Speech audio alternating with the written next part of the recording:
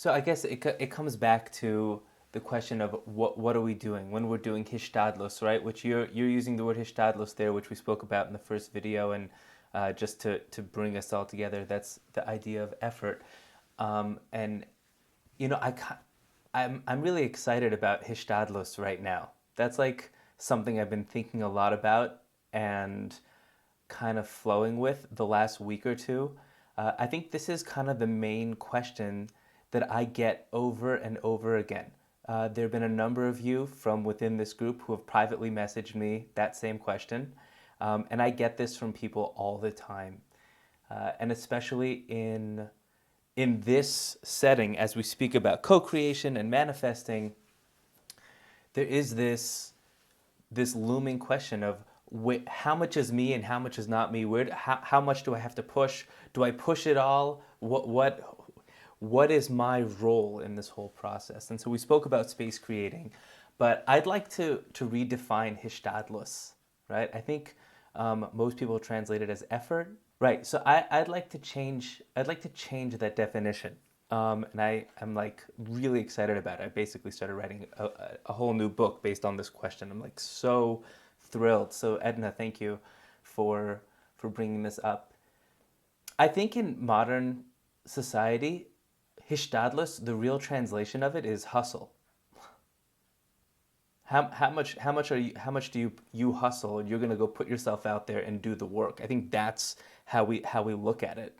And then there's bitachon, or the letting go, right? And being the space to receive that which is coming in, and it is finding this fine balance between hustle and faith, right? This is like you're trying to find that space in between. What's the purpose of the work? Why do we hustle? Why do we work hard? Why do we put in the effort, right? Why are we doing everything that we do? So we're doing it because hopefully the reason why you're doing it is because you love what you do, and you want to move in that direction, right? If that's really for me the going to be the paradigm of how you measure whether or not you've done enough is, does it make sense in your life, right? Does it fit with what you're doing? You can always argue, I could do more. The most successful people on the planet don't go until they're done, because you're never done, right? Because there's always more you can do. There's always more you can do, right? I hope everybody agrees with me here, right? Technically, you can always go a little bit more. I can finish this Zoom call with you guys. It will then be 1 o'clock in the morning. I think Avital is now here also, so it'll be one for her too, right? There's some other Israelis here. Batsheva's here, right? So like it's going to be 1 o'clock in the morning. But if we want, we can keep pushing this hustle. We can keep going. We can keep learning. We can write new things. We can learn new ideas. We can pray till 3 o'clock you can keep going. But that's gonna be too much, right? That's not what's being asked of us. So I think the idea is you go until you know that you've done what you're supposed to do. It's an internal gauge. And it's about being honest. It's so much about being authentic and real, because for everybody it's going to be different. It's explicit in all of the Sfarim. The Chovos HaLevavos says it explicitly. The level of how much work one needs to put in is commensurate with their level of faith that they're being taken care of.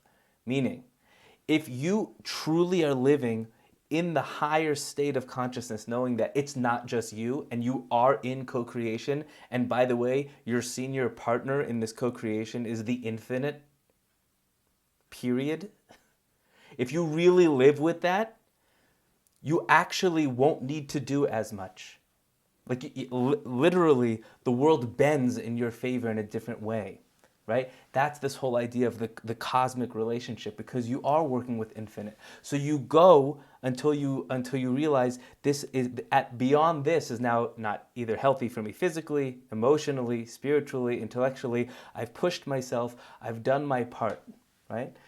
How do you know when you've not done enough? When there's more to do and you're going out getting frappuccinos instead, because you're just like, I don't want God, my other half will take care of this, right? That could be laziness, and that could be denial of reality. So we're here to do what we can, and there's a lot that we can do.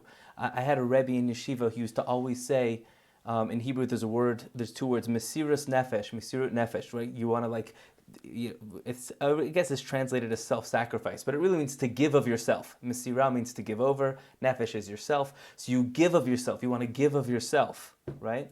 But he would always say, you give yourself, don't give more than yourself, but don't think that it's called giving yourself if you give half of yourself, right? Like that's also not giving of yourself. So you have to know you.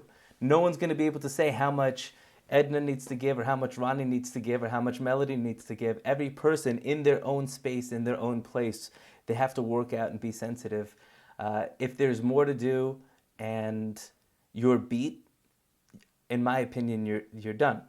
If you're going beyond, if there's more to do and you're not going for it, depends how much you want to get to what you want to get to. For me, the way that I see it throughout all of the books and throughout all of the experience that I've seen is the doing isn't so much the factor as much as it's reflective of how much you really want it. Does that make sense?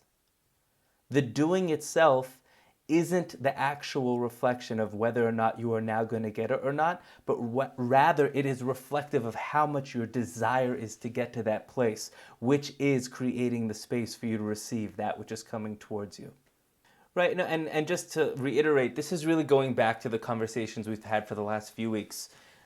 You don't want to fall into this controlling, needy space. That's really what it is. When you go over and above and you start to want to control the situation because you're like, now I'm going to make it happen. I'm going to impose my will upon that which is happening, and it's not in a healthy way, in an open way, that is going beyond. But I think your question was, how do I know if I've done enough? And it's exactly what you said, right? This internal gauge, like, well, have I done enough? You just be real with yourself. Is there more you can do? And next.